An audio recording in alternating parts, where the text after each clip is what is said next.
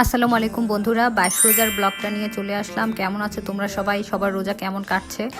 সেহরিতে উঠে কিচেনে চলে গেলাম, খাবার গরম করে নিয়ে খেতে বসলাম। গতকালকে ডিম ছিল, আলু ছিল, আর ছিল হচ্ছে কুমড়া ভাজি, সাথে ছিল হচ্ছে দুধ ভাত।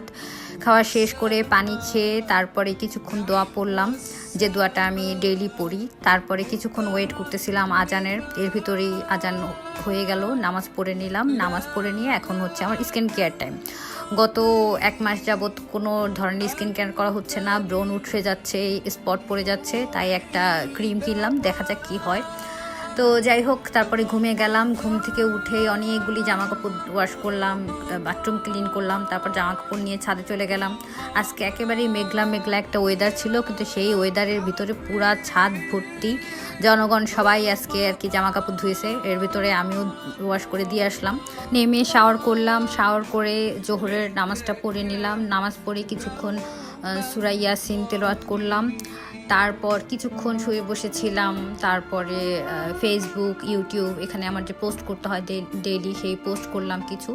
তারপরে এর ভিতরেই তো আসরের ওয়াক্ত হয়ে গেল, আসরের আজান হয়ে গেল, আসরের নামাজটা পড়ে নিলাম। তারপরে আমি ওই সময় কিছু দোয়া দুরুদ পড়ি, তসবি পড়ি, ওগুলি পড়লাম। তারপর কিচেনে গেলাম, কিচেনে গিয়ে দেখি আম্মু তেহারি রান্না করে ফেলছে, চিকেন তেহারি, আর সাথে চিকেনও রান্না করতেছে, শাকও রান্না করতেছে। আজকে আমাদের রাতের রান্নাগুলি হয়ে গেছে, ইফতারের রান্নার সাথে সাথে রাতের রান্না হয়ে গেছে। আমি ফ্রুটসগুলি কেটে নিলাম, কেটে তারপরে এর ভিতরে আজান হয়ে গেল। তো আজান হয়ে যাওয়ার পরে তো আমরা দোয়া পড়ে পানি খেয়ে ইফতার শুরু করলাম। প্রথমে তো ফ্রুটস ছিল, ডিম ছিল, তো আজকে ফ্রুটসের ভিতরেও ছিল তরমুজ ছিল, অ্যাপেল ছিল, খেজুর ছিল, ডিম সিদ্ধ এবার প্রতিদিনই খাচ্ছি। আসলে এবার রোজাতে কেন জানি অনেক বেশি টায়ার্ড লাগতেছে, এই জন্যই ডিম সিদ্ধটা বেশি করে খাওয়া হচ্ছে।